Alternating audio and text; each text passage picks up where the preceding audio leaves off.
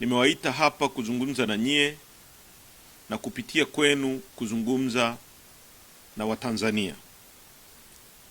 Ndugu wananchi wenzetu wa Tanzania, huu ni msimamo wa chama chenu, Chama cha Demokrasia na Maendeleo Chadema, kuhusu kilichoitwa uchaguzi wa tarehe 29 Oktoba mwaka 2025.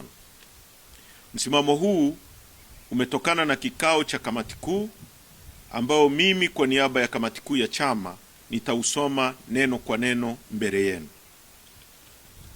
Msimamo wa Chadema kuhusu uchaguzi batili wa tarehe 29 Oktoba mwaka 2025 na kilichojiri baada ya hapo. Namba moja, uchaguzi wa tarehe 29 Oktoba 2025 ni batili na matokeo yake yote lazima yafutwe. Uchaguzi mzima wa urais, ubunge na udiwani ni batili na hauna uhalali wowote kwa sababu ulifanyika chini ya ukiukwaji mkubwa wa sheria, haki na misingi ya demokrasia.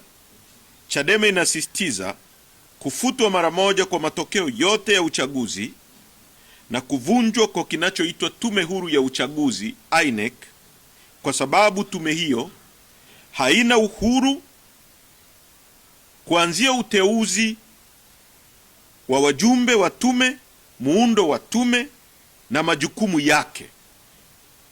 Chombo hicho hakina tena uhalali wowote na hakiaminiki na Watanzania kusimamia uchaguzi huru na wa haki.